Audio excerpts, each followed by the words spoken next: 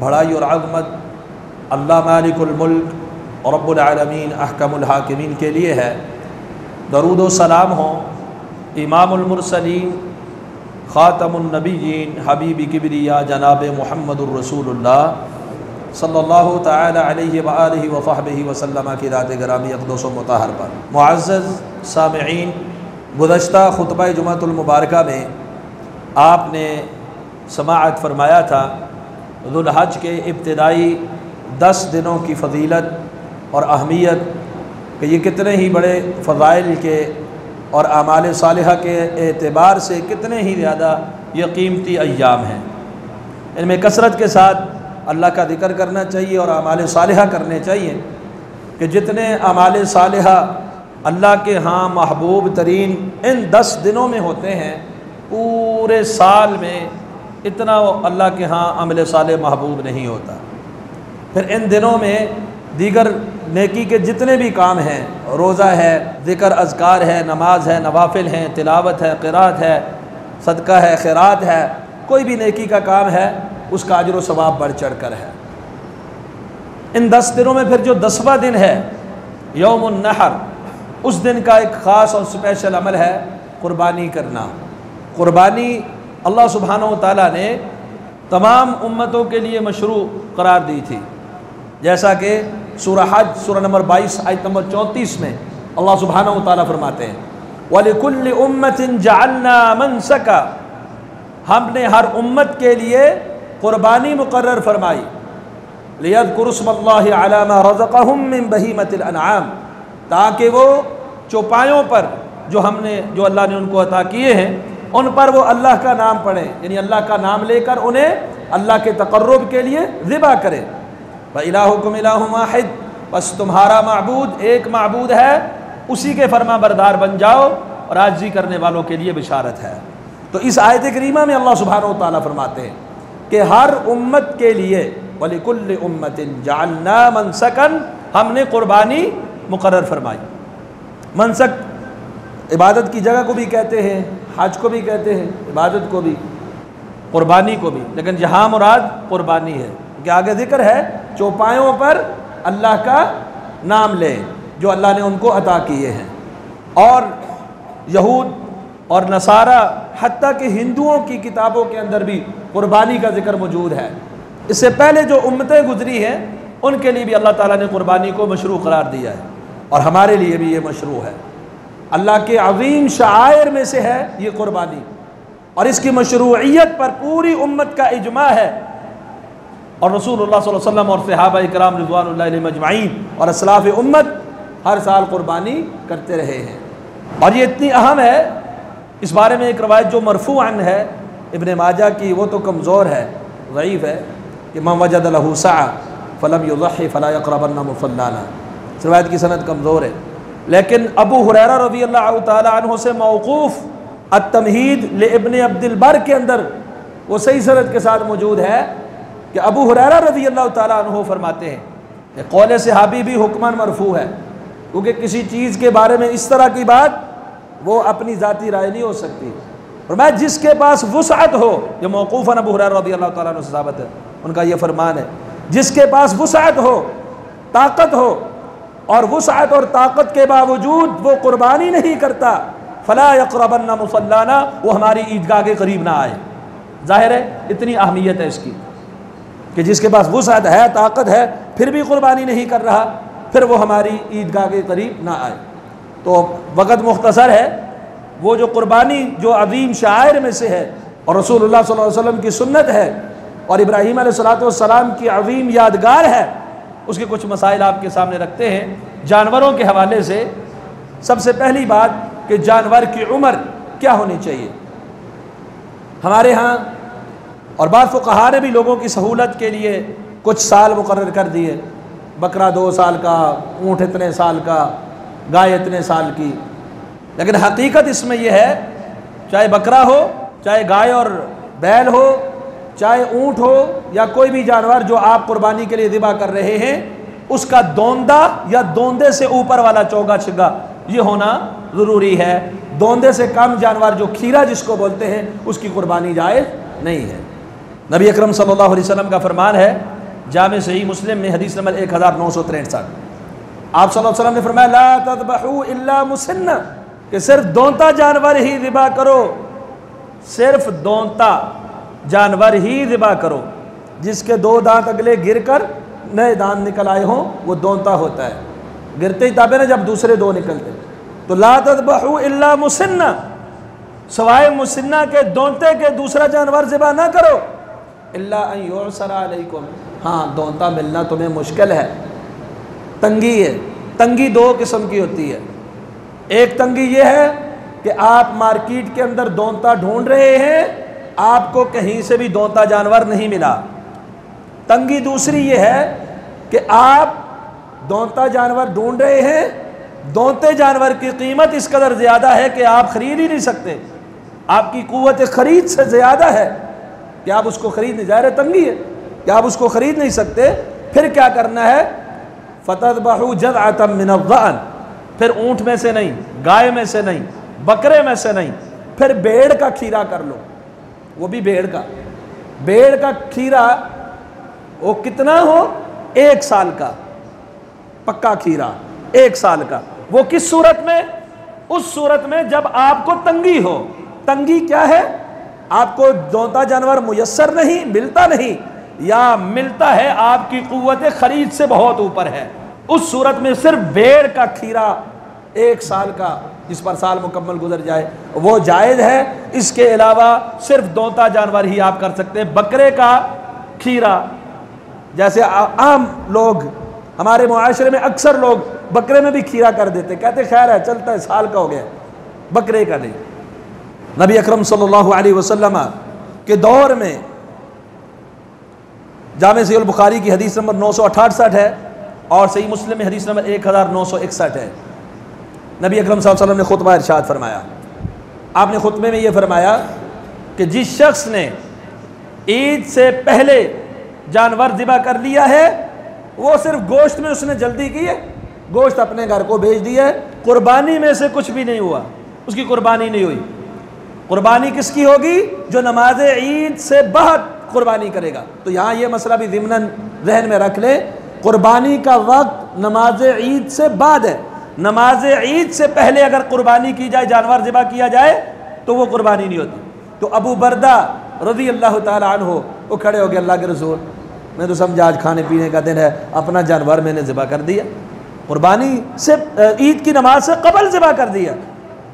अब आप सल्लल्लाहु अलैहि वसल्लम ने से वो पूछते, अल्लाह के रसूल मेरे पास एक खीरा है, इंदी जज़अतुम खैरुम मिन मुसिन्ना, जज़ा कैसा है, वो छोटा मोटा नहीं, मुसिन्ने से बेहतर है, वो यानी तगड़ा है लेकिन दौंता नहीं हुआ अभी। इंदी जज़अतुन खैरुम मिन मुसिन्ना, मेरे पास ऐसा जज़ा है जो दौंते को क्रॉस करता है, दौंते से भी ज़्यादा तगड़ा है, अच्छा है, अब मैं उसकी कुर्बानी कर लूँ। आप सल्लल्लाहु अलैहि वसल्लम ने फरमाया, हाँ तू खीरे की कुर्बानी कर ले, लेकिन वलन तज्ज़िया अन अहदिम बादक, तेरे बाद ये किसी और के लिए जायज़, ये स्पेशल सिर्फ उनके लिए ख़ास मसला था।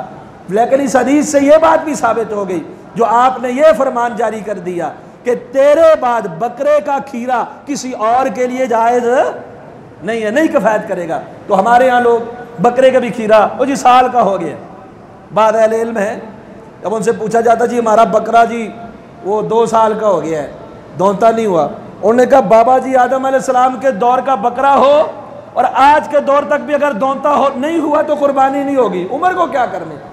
नबी अलैहिस्सलाम ने उसके साल नहीं बयान किए, साल 2 साल 3 साल नहीं बयान किए, आपने फरमाया ला तज़बहू इल्ला मुसिन्ना, मुसिन्ना जानवर ज़िबा करो, दौंता तो वो चाहे जितने साल का मर्जी हो जाए, दौंता नहीं होता है तो उसकी कुर्बानी नहीं होगी। सैयदना अली अल मुर्तज़ा रज़ियल्लाहु ताला अन्हु सुनन कुबरा अल बैहक़ी के अंदर जिल्द नंबर 9 सफ़ा नंबर 273 रिवायत मौजूद है, फरमाते हैं सिलियन फसाइदन, दौंता या दौंते से ज़ायद जानवर कुर्बान करो। अब यहाँ ये उन लोगों की भी बात क्लियर हो जाए, बाद लोग शायद ये समझते हैं, कई बार सवाल भी ऐसा हुआ है कि नबी अलैहिस्सलाम फरमाया दौंता जानवर ज़िबा करो, तो क्या चौगा छिगा नहीं हो सकता है? दौंते से वहाँ मुराद है दौंते से कम ना हो, ऊपर वाला हो सकता है। तो हज़रत अली रज़ी अल्लाह अन्हु ने इस बात को वादे कर दिया फिनियन फसाइदन, दोंता और दोंते से ऊपर वाला जानवर ज़िबा करो, और जब तुम खाओ तो अच्छा खाओ, अच्छा खिलाओ, और कुर्बानी के जानवर को खूब मोटा तगड़ा कर लो। एक तो ये ऐब है जानवर का, माने कि वो खीरा हो, खीरा जानवर जब दोंता ना हो तो उसकी कुर्बानी नहीं होती। अब दूसरे ऐब, अबू दाऊद के अंदर हदीस नंबर 2802 है, नबी अकरम सल्लल्लाहु अलैहि वसल्लम ने फरमाया, हज़रत बरा रज़ियल्लाहु अन्हु हदीस के रावी हैं, अर्बउन ला तजूज़ु फिल अज़ाही, 4 किस्म के जानवर कुर्बानी में नहीं लगते, 4 किस्म के जानवर कुर्बानी में नहीं लगते। वो 4 किस्म के जानवर कौन से हैं? अल-औरा बय्यिनुन औरुहा, काना, जिसका कानापन बिल्कुल वाज़ेह हो। अल-अर्जा, लंगड़ा, जिसका लंगड़ापन बिल्कुल वाज़ेह हो। वल मरीज़तु बय्यिनुन मरज़ुहा, और ऐसा मरीज़, बीमार, जिसकी बीमारी बिल्कुल वाज़ेह हो। और ऐसा कमज़ोर और लागर, जो हड्डियों के अंदर गुदा ही ना हो, बिल्कुल हड्डियों का ढांचा कमज़ोर, जिसकी कमज़ोरी इस तरह वाज़ेह हो, ये 4 किस्म के जानवर कुर्बानी में नहीं लगते। अब यहाँ पर यह बात भी याद रख लें, मामूली नक्स माफ़ है। नबी अलैहिस्सलाम क्या फरमा रहे हैं? अल-अर्जा बय्यिनुन अर्जुहा, ऐसा लंगड़ा जिसका लंगड़ा होना वाज़ेह हो। तो जो वाज़ेह नहीं है, बिल्कुल मामूली है, तो मतलब है उसके अंदर कोई ऐब नहीं। जिसके अंदर जो वाज़ेह तौर पर काना है, वाज़ेह तौर पर लंगड़ा है, वाज़ेह तौर पर बीमार है, वाज़ेह तौर के ऊपर बिल्कुल लागर कमज़ोर हड्डियों का ढांचा है, ऐसे जानवर को कुर्बान नहीं करना, ये कुर्बानी में जायज़ नहीं। इसी तरह कान आगे से, पीछे से और दरमियान से चीर के लटका दिया गया हो, तो ऐसे जानवर की कुर्बानी भी जायज़ नहीं है। सैयदना अली अल मुर्तज़ा रज़ियल्लाहु ताला अन्हु फरमाते हैं, सुनन नसाई में हदीस नंबर 4381 है कि अमरना रसूलुल्लाह सल्लल्लाहु अलैहि वसल्लम अन नस्तशरिफ़ल ऐन वल उज़ुन, नबी अकरम सल्लल्लाहु अलैहि वसल्लम ने हमें आँख और कान चेक करने का हुक्म दिया है। यानी आप जब मंडी में जाते हैं जानवर ख़रीदने के लिए, तो रसूलुल्लाह सल्लल्लाहु अलैहि वसल्लम की ये तलक़ीन है, आप उसकी आँखें सही तरह चेक कर लें, आप उसके कान जो है वो सही तरह से चेक कर लें। और रसूल अकरम सल्लल्लाहु अलैहि वसल्लम से यह भी रिवायत है, अबू दाऊद में हदीस नंबर 2805 सही सनद के साथ, कि रसूलुल्लाह सल्लल्लाहु अलैहि वसल्लम ने कान कटे और सींग टूटे हुए जानवर की कुर्बानी से मना फरमाया है। आपने मना किया कि सींग टूटा हुआ और कान कटा हुआ जानवर भी कुर्बान नहीं करना। यहाँ पर यह बात भी ज़िम्नन याद कर लें, अगर किसी जानवर के सींगों के ऊपर जो खौल होता है, उसे आम लोग टोपी कहते हैं, वो अक्सर जानवरों की जो चरने वाले होते हैं उतर जाती है, उसमें कोई मसला नहीं है, कोई प्रॉब्लम नहीं है। सींग आधा या आधे से ज़ायद टूटा हुआ हो, उस जानवर की कुर्बानी नहीं होती। और जिसका कान आगे से, पीछे से मुकाबला, मुदाबरा चिरा हुआ हो, चीर के लटका दिया हो, वो ऐब है, उससे बचना चाहिए। मामूली नक्श आ जाता है, कांटा लग जाता है, छोटा सा चीर बन जाता है, कान में ज़ख्म आ जाता है, कोई मसला नहीं है। ये मामूली कान के अंदर मसला, मामूली सींग के अंदर मसला, ऐसे मसले अयूब में शुमार नहीं है। और फिर जो अयूब शरीयत ने बयान नहीं फरमाए, वो अयूब भी नहीं है। लोग मंडी में जाते अपनी तरफ से ऐब लगाना शुरू करते हैं। अगर किसी जानवर की दुम कटी हो, क्या ये ऐब है? कोई ऐब नहीं, नबी अलैहिस्सलाम ने यह बयान ही नहीं किया। किसी की दुम कट गई, किसी जानवर के सींगों की टोपी उतर गई, किसी जानवर के दौंता होने के बाद वो दांत टूट गए किसी चीज़ से, चक्की, खसी जानवर, हामला जानवर, ये अयूब नहीं है। रसूलुल्लाह सल्लल्लाहु अलैहि वसल्लम का इनका ऐब होना या कुर्बानी से माने होना ये बयान नहीं फरमाया। और अयूब के हवाले से एक बात ये भी कि आप मंडी के अंदर जानवर ख़रीदते हैं, जानवर ख़रीदने से पहले तो आपने चेक करना है, लंगड़ा ना हो, काना ना हो, सींग टूटा हुआ ना हो, कान चिरे हुए ना हो। लेकिन जानवर ख़रीदने के बाद ऐब पैदा हो गया, तो उसका क्या हुक्म है? सुनन कुबरा अल बैहक़ी के अंदर जिल्द नंबर 9 सफ़ा नंबर 289 है, सैयदना अब्दुल्लाह बिन ज़ुबैर रज़ियल्लाहु ताला अन्हु, उन्होंने देखा कुर्बानी की ऊँटनियों में एक ऊँटनी कानी है, तो उन्होंने फरमाया अगर ये इसका कानापन ख़रीदने से कबल का है, ये ख़रीदने से पहले कानी हुई है, तो फिर तो इसको बदलो। इसके बदले में दूसरी कुर्बानी करो। अगर ये ख़रीदने के बाद नक्स पैदा हुआ है, कानी हो गई थी, काना ऐब है, नक्स है, इसकी कुर्बानी नहीं होती, तो फरमाया ख़रीदने के बाद अगर इसके अंदर ये ऐब पैदा हुआ है, ये नक्स पैदा हुआ है, तो फिर इसकी कुर्बानी कर लो। ये वो अयूब थे जो रसूलुल्लाह सल्लल्लाहु अलैहि वसल्लम ने बयान फरमाया। अयूब के अलावा एक घर की तरफ से एक हिस्सा या एक बकरा बकरी दुम्बा, एक यानी एक कुर्बानी, ये काफ़ी है। घर का सरबरा कुर्बानी करता है, उस घर की ख़वातीन की, बच्चों की, उसकी औलाद की, सब की कुर्बानी हो जाती है। जामी तिर्मिज़ी के अंदर रिवायत मौजूद है, 1505 नंबर रिवायत, कान अर्रजुलु युज़ही बिश्शाति अन्हु व अन अहले बैति, कि रसूलुल्लाह सल्लल्लाहु अलैहि वसल्लम के दौरे मुबारक में आदमी अपनी तरफ से और अपने अहले खाना की तरफ से एक बकरी ज़िबा किया करता था। तो एक अहले खाना की तरफ से एक बकरी, एक हिस्सा, एक कुर्बानी काफ़ी है। ज़ायद कर सकते हैं आप, ज़ायद के अंदर कोई ममानत नहीं है। एक आदमी कई बैल, कई गाय, कई ऊँट भी ज़िबा कर सकता है। एक आदमी एक जानवर के अंदर कई हिस्से भी अपने रख सकता है, 10-20 बकरियां भी ज़िबा कर सकता है, ज़ायद की कोई नहीं। लेकिन कफ़ायत का जहाँ तक ताल्लुक़ है, हमारे यहाँ लोग कहते हैं बीवी के लिए अलग ज़रूरी है और फिर उसको साहिब निसाब बनाना शुरू करते, इसके बाद इतना सोना है। तो साहिब निसाब की शर्त यहाँ पर कोई निसाब मुकर्रर नहीं किया कुर्बानी में। ज़कात के अंदर जो निसाब मुकर्रर है, कुर्बानी में रसूलुल्लाह सल्लल्लाहु अलैहि वसल्लम ने, सहाबा ने कभी कोई निसाब की बात नहीं की। इस्तिताअत है जानवर खरीदने की, बस आप कुर्बानी कर लें। उसमें खामन करता है, बीवी साहिब हैसियत है या नहीं है, मालदार है या नहीं है, वो पूरे घर की तरफ से वो कुर्बानी हो जाती है। लेकिन अगर बीवी अलग करना चाहती है, बच्चे अलग करना चाहते हैं, पूरे घर की तरफ से 8-10 कुर्बानियाँ करना चाहते हैं, कबाहत कोई नहीं है। जहाँ तक ताल्लुक़ है कफ़ायत करने का, काफ़ी होने का, तो एक घर की तरफ से एक कुर्बानी भी काफ़ी है। इस तरह मुस्तदरक हाकिम के अंदर रिवायत है, जिल्द नंबर 3 सफ़ा नंबर 456, अब्दुल्लाह बिन हिशाम रज़ियल्लाहु तआला अन्हु रिवायत करते हैं, काना रसूलुल्लाह सल्लल्लाहु अलैहि वसल्लम युज़ही बिश्शातिल वाहिदति अन जमीइ अहलिह। ये रसूलुल्लाह सल्लल्लाहु अलैहि वसल्लम का अपना अमल आ गया। आपने तो कई बार कुर्बानियाँ ज़्यादा भी की ना, तो इस हदीस में यह है कि आप सल्लल्लाहु अलैहि वसल्लम ने कुर्बानी की एक बकरी पूरे अहले खाना की तरफ से। आपकी कितनी अज़वाज थी? आपने एक बकरी पूरे अहले खाना की तरफ से कुर्बान की है। तो ये एक घर की तरफ से एक हिस्सा काफ़ी है। और जहाँ तक तल्लुक़ शराकत का, वो हर बंदे को मालूम है, बकरी में एक ही घर की तरफ से या एक ही कुर्बानी हो सकती है। गाय के अंदर 7, ऊँट अगर हज के मौके पर हदी का है तो फिर तो 7, लेकिन आम कुर्बानी है 7 करें या 10 करें, वो कर सकते हैं। जामे तिर्मिज़ी में हदीस नंबर 905 या सही मुस्लिम के अंदर भी मौजूद है। बकरा गाय की तरफ से 7, ऊँट 10 और बकरा दुम्बा भेड़ 1। हमारे यहाँ ये भी इश्काल और ये भी सवाल बहुत ज़्यादा फैलाया जाता है, पूछा जाता है, मैं इसकी भी वजाहत करना चाहूँगा।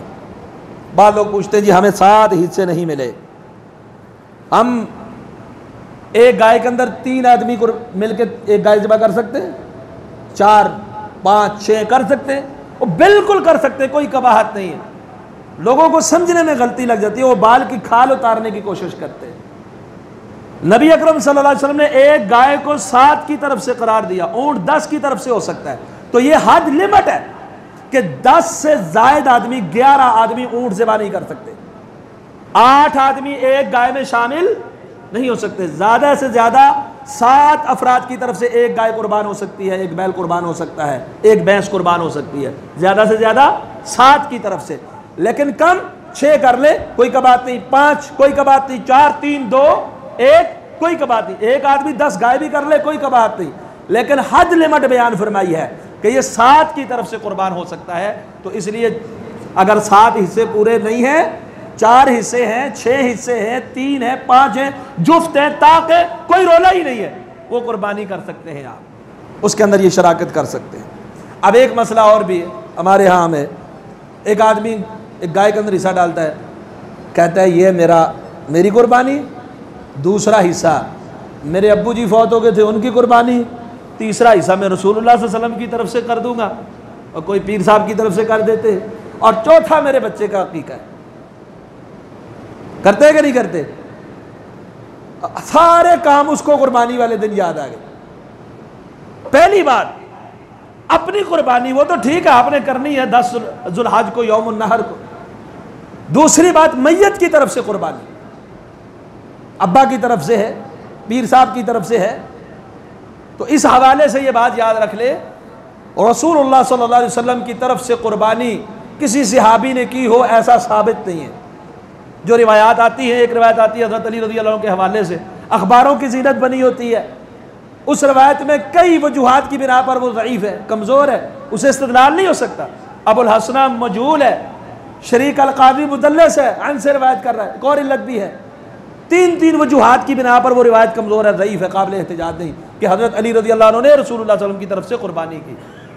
किसी भी सही सनद के साथ अहादीस में से किसी सहाबी का कोई अमल या रसूलुल्लाह सल्लल्लाहु अलैहि वसल्लम से ऐसा कोई सबूत नहीं मिलता है कि आपने अपने से कबल किसी फौज शुदा की तरफ से कुर्बानी की हो। 3 सूरतें हैं मैयत की तरफ से कुर्बानी करने की।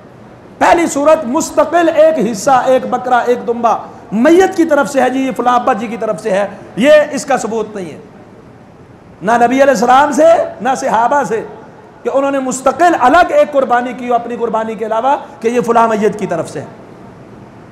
इसका दूसरा हिस्सा है, एक आदमी ये समझता है कि आज यौमुन नहर है और नबी अलैहिस्सलाम का ये फरमान है अअज़मल अय्याम इंदल्लाह, कि अल्लाह के यहाँ दिनों में सबसे बड़ा दिन,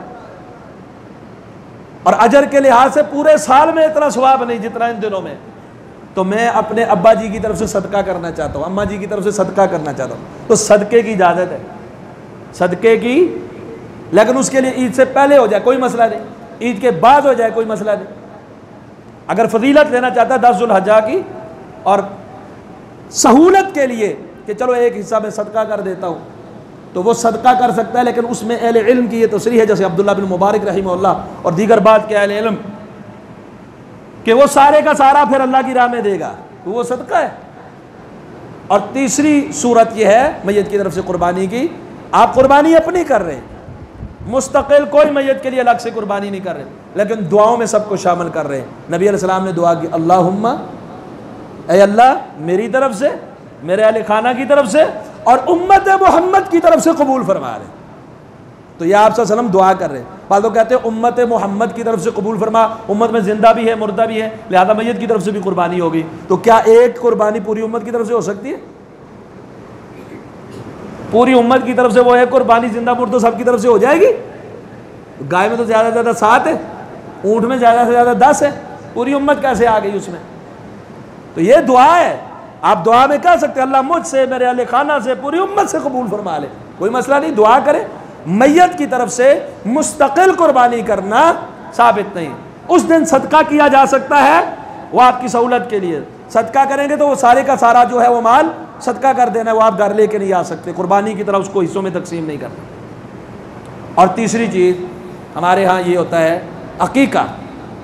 अकीके के लिए पहले ये मसला याद करें, अगर किसी का बच्चा ज़ुल्हज के इन इब्तिदाई अशरे के तीसरे दिन पैदा हुआ, 10वें दिन उसका 7वां बनता है, तब वो अकीका करेगा। अकीका कब किया जाता है? 10 जुल्हज्जा को नहीं, ना किसी और महीने और चांद की कोई तारीख है अकीके के लिए। अकीके के लिए नबी अलैहिस्सलाम ने ये तरीक़े बच्चे के पैदाइश के 7वें रोज़ किया जाए, युअक़्क़ु यौम साबे, 7वें दिन उसकी तरफ से अकीका किया जाए। किसी बच्चे का ईद उल अज़हा का दिन 7वां रोज़ बन रहा हो, वो अकीका हो सकता है। अगर 7वां रोज़ नहीं बनता, उसका अकीका किस बात का भाई? 7वें रोज़ आप अकीका करें। हाँ, किसी बंदे ने इस्तिताअत नहीं सी 7वें रोज़ की, बाद में जब मर्जी कर ले, उसका ईद वाले दिन के साथ क्या ताल्लुक है? हाँ, अगर करता भी है अकीका, तो अकीके के लिए गाय में हिस्सा डालना जायज़ नहीं है, ऊँट के अंदर हिस्सा डालना जायज़ नहीं है। उसके लिए सिर्फ भेड़ दुम्बा या बकरा बकरी हो सकता है। अनिल गुलाम शातान मुकाफातान व अनिल जारियत शातुन, बच्चा होगा तो 7वें रोज 2 बकरे बकरी दुम्बा भेड़ एक जैसे, या बच्ची होगी तो एक। इस जिन्स के अलावा शात का अलावा बकरा बकरी और दुम्बा भेड़ पे बोला जाता है। इसके अलावा अकीके में किसी और जानवर का अकीका करना जायज़ ही नहीं। जैसा कि सैयदा आयशा रज़ियल्लाहु ताला अन्हा ने अपने भतीजे के बारे में कहा था ऊँट अकीके में, नबी अलैहिस्सलाम ने तो शात का कहा है, ऊँट कैसे हो सकता है अकीके में? तो बड़े जानवर के अंदर अकीके का हिस्सा वैसे भी जायज़ नहीं, वो आप कुर्बानी कर रहे हैं उसमें आप अकीका शामिल नहीं कर सकते। तो ये मसला भी वादे हो गया कि मैयत की तरफ से मुस्तकिल कुर्बानी करने का सबूत रसूलुल्लाह सल्लल्लाहु अलैहि वसल्लम से साबित नहीं है। अच्छा, ये बात भी जहन नशीन कर लें, क्या कोई शख्स कुर्बानी वाले दिन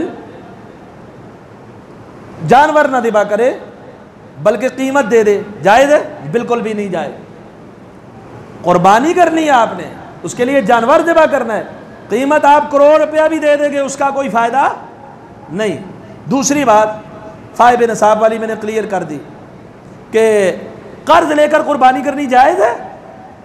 अगर आप कुर्बानी की इस्तिताअत रखते हैं, अगर आप ये समझते हैं मैं किसी से कर्ज लूँगा, कुर्बानी करूँगा और वापस में आसानी से उसको कर्ज लौटा सकता हूँ, कोई मसला नहीं है, कोई कबाहत नहीं है, कर्ज लेके भी आप कुर्बानी कर सकते हैं। ये तो कुछ अयूब मैंने आपके सामने रखे और कुछ मसाइल कुर्बानी के हवाले से रखे। अब ये तो वो है जानवर, गाय आपने ख़रीदी, बैल ख़रीदा, ऊँट ख़रीदा, बकरा छतरा ख़रीदा, उसके अंदर ये ऐब नहीं होना चाहिए, काना, कान चिरा, सींग टूटा, लंगड़ा, हड्डियों का गूदा ना हो, कमज़ोर लागर, दोंता ना हो, खीरा, ये तो ऐब हैं जानवर के। अब कुर्बानी करने वाले के कौन से अयूब है जिससे कुर्बानी नहीं होगी? पहली बात, शिर्क अकबर का मुर्तकिब कुर्बानी कर ले नहीं होगी, अकीदा तौहीद मजबूत नहीं होगा। अब जानवर लंगड़ा कुर्बानी नहीं होती, ये माथा हर जगह टेक के औलाद हर जगह से मांग रहा, उसकी कुर्बानी कहां से हो जाएगी? अकीदा तौहीद उसके लिए जरूरी है, उसके बगैर लौ अशरकू लहबत अन्हुम मा कानू यामलून, कुर्बानी कबूल नहीं। दूसरी, रियाकार ना हो, ये नहीं ये स्टेटस लगा रहा है जी ये हमारा कुर्बानी का बैल, बाद दफा कहीं से तस्वीरें अपलोड करके लगा देते हैं, होता नहीं है। रियाकारी, लोगों को दिखाना, मकसूद मेरी कुर्बानी ऊंची, रियाकार का कोई अमल अल्लाह अपनी बारगाह में कबूल, ये दूसरा ऐब है कुर्बानी करने वाले का। और तीसरा ऐब है कि उसका माल हलाल का हो, हराम माल, सूदी कारोबार वाले का जानवर खरीदे जाके सूदी पैसे के और रिश्वत के पैसे के, चोरी के पैसे के, नाहक ज़मीन कब्जा करके उससे आमदन लेके पैसे के, और हराम कारोबार से जितना मर्जी अच्छा तगड़ा कारोबार वो जानवर खरीद ले, उसकी कुर्बानी ने कबूल होना।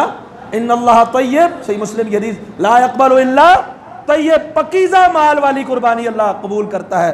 और इसी तरह तक़वा, परहेजगारी, अल्लाह का तक़र्रुब हासिल करने के लिए नमूदा नमाइश या लोगों को दिखावा या गोश्त की नीयत या किसी और नीयत से नहीं, क्योंकि ला यतक़ब्बलुल्लाहु इल्ला मिनल मुत्तक़ीन, ला यनालुल्लाहु लुहूमुहा वला दिमाहुहा वलाकिन यनालुहु तक़वा, तक़वा अल्लाह को पहुँचता है।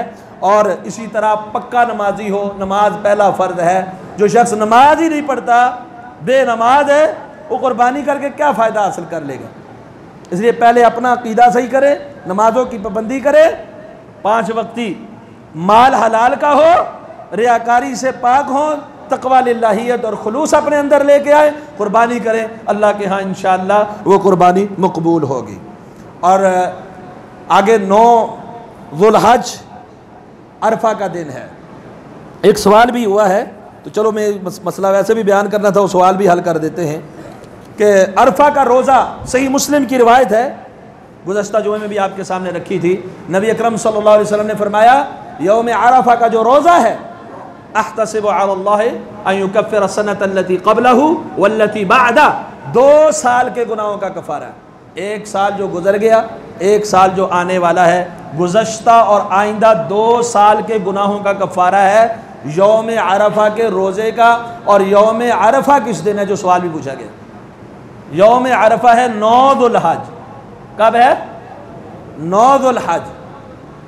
वैसे आप पूरे अशरे में रोज़े रखें, आप बचना चाहते हैं शक से, आप 8 का भी रखें, 9 का भी रखें, 7 का भी रख सकते हैं, 6, 5, 4 का भी रख सकते हैं, क्योंकि इन दिनों में जो नेकी जो भी करेंगे वो अल्लाह के यहाँ मकबूल होगी। लेकिन जिस रोज़े से 2 साल के गुनाह माफ़ होते हैं, वो अरफा के दिन का रोज़ा 9 ज़ुल्हज का रोज़ा है। अब ये सवाल होता है कि जैसे कि यहाँ भी सवाल किया गया कि 9 ज़ुल्हज यौम अरफा, ये हमारा पाकिस्तानी रोयत का एतबार होगा कि सऊदी अरब का? फिर नीचे लिखा है यौम अरफा तो दुनिया में एक ही जगह होता है। अच्छा जी, एक ही जगह कैसे होता है जी यौम अरफा? अरफात का मैदान एक जगह, लेकिन यौम अरफा एक दिन कैसे होता है? और हमारे यहाँ वो यौम नहीं होता उस दिन, क्या रात होती है? हमारे यहाँ भी यौम ही होता है ना, यौम तो पूरी दुनिया में होता है। वो तो सिर्फ बताया गया है, जैसे यौम तरविया, यौम अरफा, यौम नहर। अब मिसाल के तौर पे सऊदी अरब में यौम नहर है, नबी अलैहिस्सलाम फरमा रहे सबसे अफजल तरीन दिन यौम नहर है, उस दिन कुर्बानी करो। तो सऊदी अरब में यौम नहर है, आप यहाँ कुर्बानी करेंगे? यौम नहर तो है, वहाँ नहर नहीं हो रहा, वहाँ जानवर ज़िबा नहीं हो रहे, हदी के हाजियों के जानवर बहुत कसरत के साथ ज़िबा नहीं हो रहे, लाखों की तादाद में जानवर ज़िबा हो रहे हैं, नहर तो हो रहा है। तो आप एक दिन पहले कुर्बानी नहीं करेंगे, वो उनका यौम नहर है, हमारा 10 ज़ुल्हज को होगा। तो हमारा पाकिस्तान के हिसाब से 9 ज़ुल्हज को अरफा का दिन बनता है, क्योंकि शरीयत कामिल भी है और क़यामत तक के लिए भी है।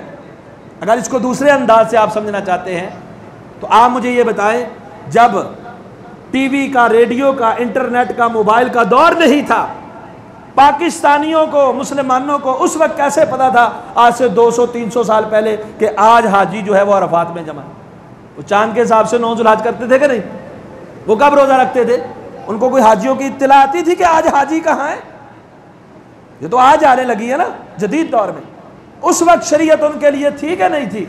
रोज़े से महरूम थे वो? नहीं।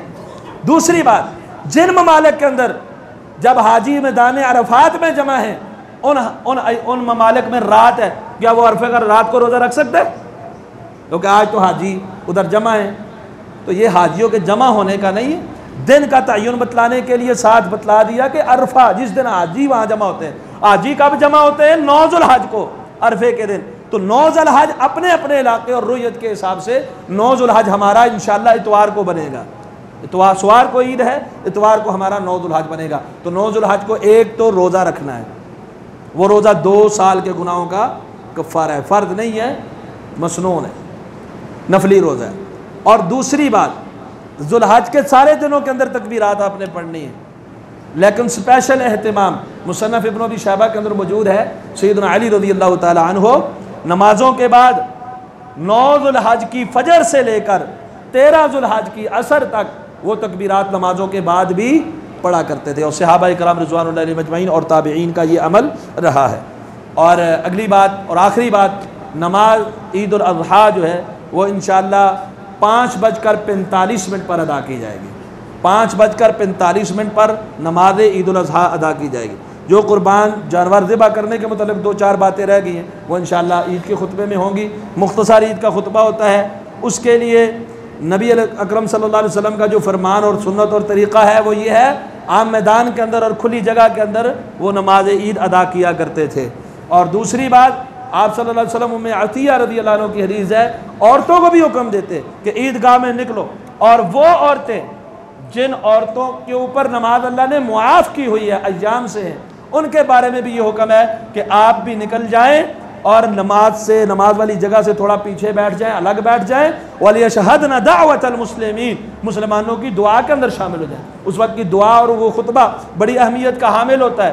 तो औरतों को भी रसूलुल्लाह सल्लल्लाहु अलैहि वसल्लम ने निकलने का हुक्म दिया, और रसूलुल्लाह सल्लल्लाहु अलैहि वसल्लम के दौर में तमाम इस तरह के इज्तिमाआत के अंदर, ईद के इज्तिमाआत के अंदर सहाबियात रिज़वानुल्लाह अलैहिन्ना अजमाइन वो शिरकत किया करती थी।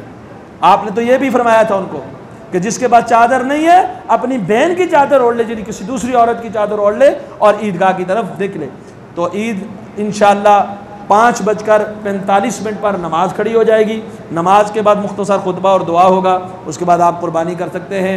अक़ूलु क़ौली हाज़ा अस्तग़फ़िरुल्लाह ली व लकुम व लिसाइरिल मुस्लिमीन।